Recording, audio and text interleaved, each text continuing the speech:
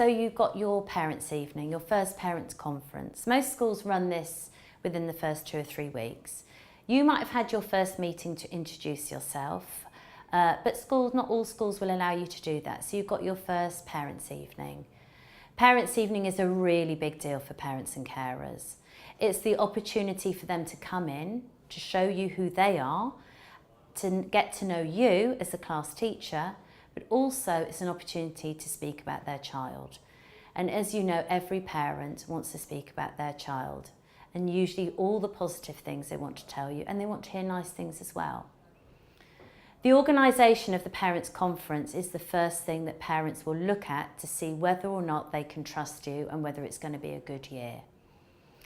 There was a time in the past, I know things are done more online, when there'd be a sheet of paper at the door and parents, usually the mums, would sign up for an allocated slot on the evening of the parents' evening. This meant that all the best slots went first. Try and avoid doing that, or if your school is now doing it so it's digital, make sure that the information to the parents goes out as to when the digital timetable is available. There's nothing worse than feeling you've missed the boat or there's a crucial bit of information you've not got as a parent. And it encourages people to sign up and to do it so they know that it's all fair and equitable. We use the pupil post a lot at schools. Things are emailed and things are sent electronically, but in my experience, some parents don't get those. To email, you usually need to have a smartphone, or you need to have access to a laptop or a home computer. Lots of people have those, but not everyone has data. Not everyone has a contract where they can buy more. Not everybody has electricity at home. I've worked with certain families where the electricity goes and the electricity key hasn't got any money on it, then they don't have access to even light or heat. So don't make assumptions that emailing is the best way. Always use the pupil post.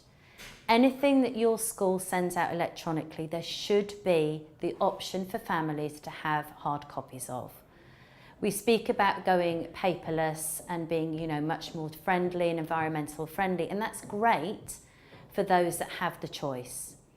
So make sure that anything you send home electronically or through the system, the back office system, also have a couple of letters on the desk. And when your parents come to the parent conference, say to them, would you prefer to have a hard copy? Because equally, if you don't have a printer, or if you're not working in an environment that allows you to print, more importantly, how are you going to put that on the fridge to remember the dates? All of these things need careful looking at and planning.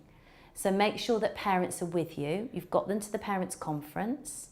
You might have had to juggle and nudge some of the families that haven't signed up, and that's your job to do face-to-face, or to just say to the child, children in your class, haven't seen your mum and dad's name down on the list yet. Are they able to come? Offer alternative dates if that works. You need to network and get people in. Equally, make sure that you speak to the families and say, how would you like to be communicated with? If SLT are against it, you need to then persuade them that this is the way for you to have that communication and to make it really clear that this is important to you as the practitioner because you want to engage with the parents and carers so that you can then work best on behalf of the children.